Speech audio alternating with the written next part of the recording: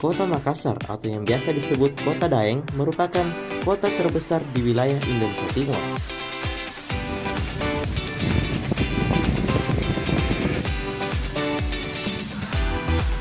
Selain dikenal dengan suku dan budayanya, Makassar juga memiliki objek wisata yang indah. Salah satu yang terkenal di kota ini yaitu wisata Anjungan Pantai Losari. Anjungan yang berdiri sejak 1960 ketika Makassar dipimpin oleh Wali Kota Daeng Patopo.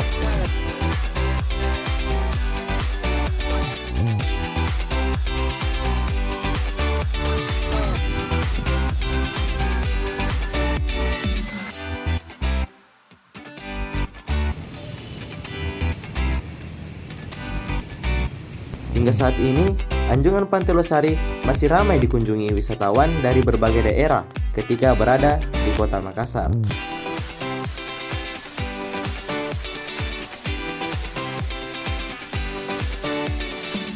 Menjelang akhir tahun ini, banyak orang telah merencanakan aktivitas liburan ke tempat-tempat wisata untuk menikmati akhir tahun dan merilekskan diri sejenak dari pekerjaan mereka.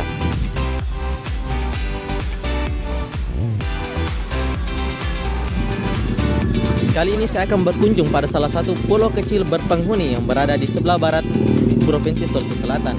Pulau ini berhadapan langsung dengan Masjid 99 Kubah yang ada di kota Makassar. Untuk tahu kelanjutannya, mari ikuti saya.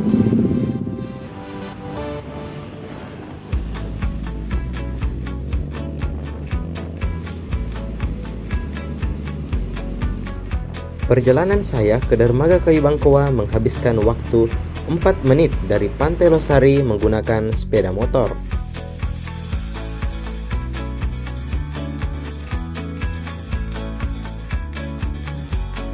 Kali ini saya berada tepat di depan pintu gerbang Dermaga Kayu Bangkoa. Menjelang siang ini cukup banyak aktivitas yang terjadi di dermaga ini.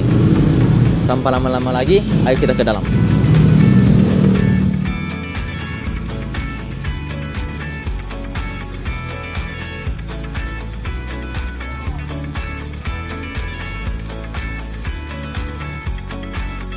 Saat awal masuk Dermaga Kayu Bangkoa, kita dikenakan tarif parkir motor sebesar Rp2.000. Di tempat ini juga tersedia warung-warung dan pedagang kaki lima yang biasa dikunjungi oleh para wisatawan untuk menghilangkan dahaga sebelum atau sesudah berangkat.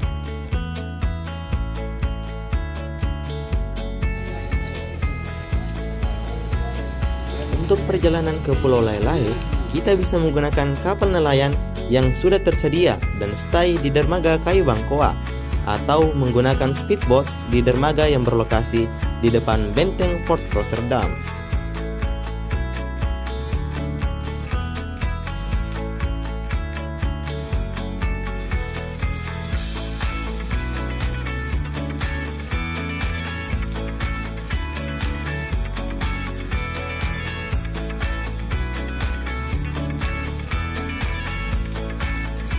Dermaga ini tepat berada di sebelah utara Pantai Losari dan merupakan salah satu portal untuk akses ke pulau-pulau kecil yang ada di sekitar Makassar, salah satunya Pulau Lai-Lai. Tarif perahu dengan tujuan Pulau Lai-Lai sangatlah bervariatif, mulai dari Rp30 hingga Rp35.000 per orang untuk pulang pergi. Itu semua terjadi karena tidak ada aturan penetapan harga di sini. Kali ini saya mendapatkan tarif perahu sebesar Rp35.000. Saat sedang asik menikmati pemandangan kota Makassar dari laut, saya juga banyak menjumpai perahu-perahu dari arah Pulau Lai-Lai dan membawa para wisatawan atau penduduk lokal dari Pulau Lai-Lai yang ingin membeli kebutuhan sehari-hari di kota Makassar.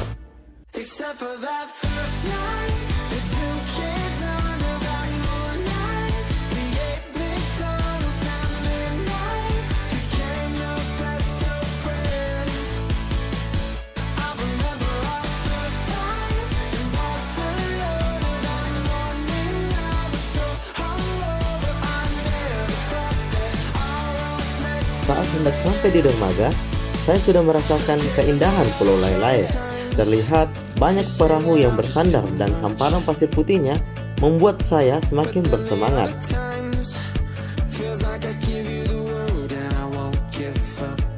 Sebelum masuk ke pulau, kita harus membuat perjanjian terlebih dahulu dengan pemilik perahu untuk konfirmasi jam penjemputan.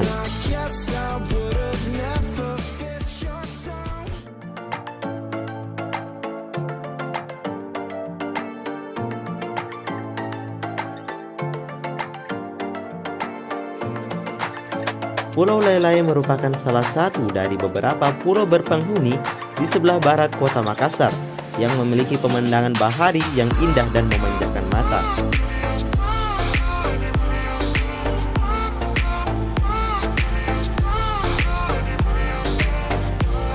Pulau Lelai sendiri secara administratif masuk ke dalam wilayah Kelurahan Lelai, Kecamatan Ujung Pandang, Makassar.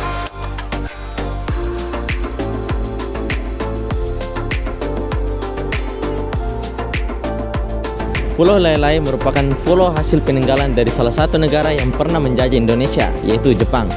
Pulau Lelai memiliki luas 6,5 hektar berpasir putih dan dihuni oleh sekitar 400 keluarga atau kurang lebih sebanyak 2.000 jiwa. Saat tiba di Pulau Lelai, saya langsung disajikan pemandangan pasir putih yang sangat indah, serta angin Bamiri yang membuat suasana menjadi sejuk. Seruan dan irama ombak yang mengelilingi pulau ini juga sangat memanjakan telinga kita yang terbiasa dengan keramaian kota.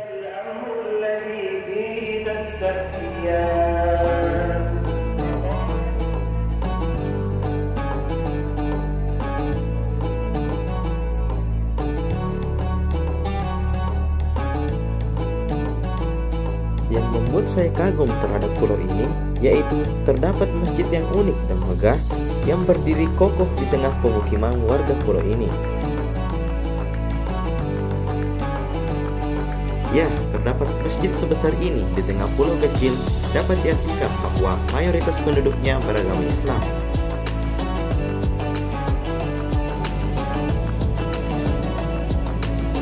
Selain urusan ibadah, tentunya ini akan mempererat tali persaudaraan antar masyarakat pulau.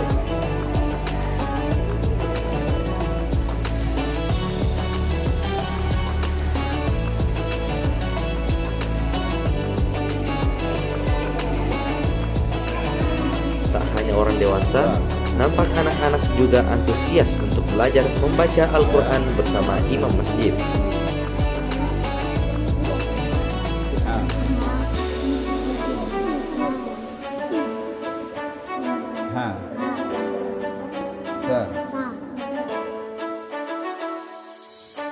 Cukup salut melihat antusias mereka di Pulau Lelai ini. Saya yakin kedepannya anak-anak ini akan menjadi penerus bangsa yang akan terus menjaga dan melestarikan agama Islam untuk generasi selanjutnya.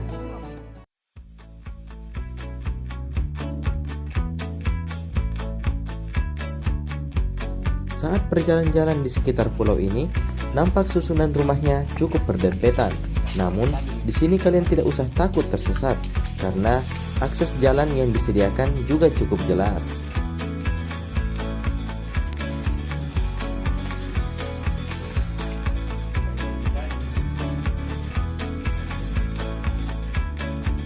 Jika kita berada di tengah-tengah pemukiman, nampak kita seperti berada di sekitaran kota yang padat. Namun, jika terus berjalan ke pinggir pantai, maka suasana dari pulau ini akan terasa sekali.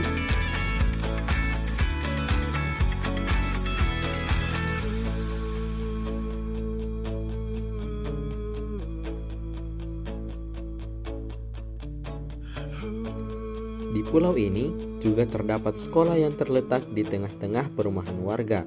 Walaupun tak terlalu besar, namun tempat ini mampu menampung 3 sekolah yang terdiri dari TK Lelai, SD Impres Lelai, dan SMP Negeri 41 Atap.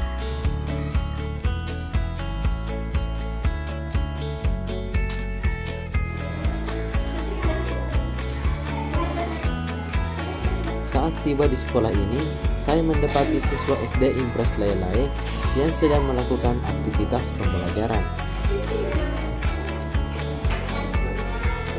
Dilihat dari fasilitas pembelajaran dari kelas yang saya jumpai, terbilang cukup mumpuni karena sudah memanfaatkan teknologi.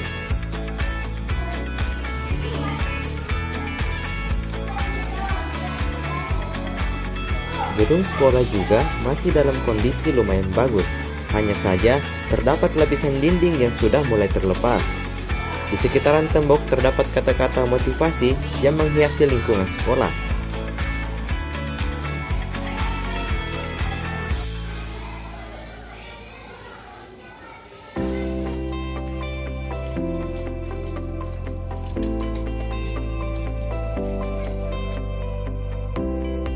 Setelah melihat bangunan dan fasilitas sekolah, saya akan berkunjung ke salah satu situs bersejarah peninggalan Jepang, yaitu bunker perang yang diperkirakan dibangun antara tahun 1943 sampai 1945 atau pada masa-masa akhir kekuasaan Jepang di Indonesia.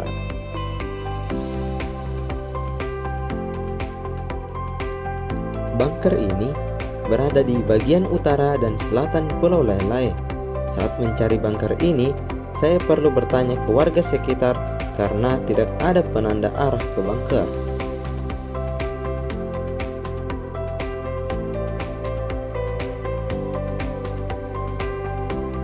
Namun, karena kurangnya perhatian dari warga dan pemerintah setempat, bunker ini jadi tak terurus dan menjadi tempat tumpukan sampah-sampah serta barang-barang warga. Konon katanya, bunker ini merupakan terowongan bawah tanah yang terhubung langsung dengan benteng Fort Rotterdam.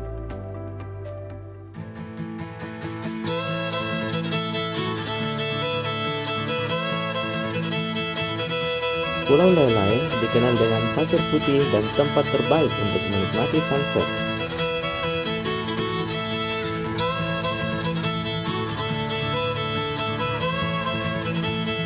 Buat kalian pecinta pantai, wajib mengunjungi tempat ini karena selain keindahannya, di sini juga tersedia fasilitas-fasilitas yang disewakan untuk para pengunjung.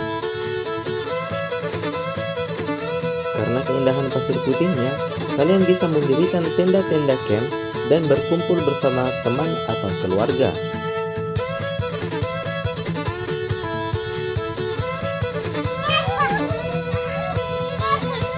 Di sore hari bisa dinikmati dengan bermain di area pantai, misalnya bermain sepak bola. Walaupun pulau ini memiliki banyak keindahan, namun terdapat juga tempat-tempat yang kurang terurus seperti pada sebelah kanan dermaga Pulau Lai-Lai. Terlihat kapal-kapal yang telah rusak bersandar dan bertumpuk di area sini. Banyaknya sampah yang bertebaran membuat pasir putih yang berada di bawah sampah-sampah ini jadi kurang jelas. Terdapat juga pemecah ombak untuk menyelamatkan pulau dari abrasi atau pengikisan pantai akibat arus laut. Selama ini, masyarakat Lai-Lai hanya menikmati layanan listrik PLN 6 jam per hari. Namun, pada 7 Oktober kemarin, listrik sudah beroperasi selama 24 jam. Listrik ini untuk melayani 450-an kepala keluarga dan fasilitas umum lainnya.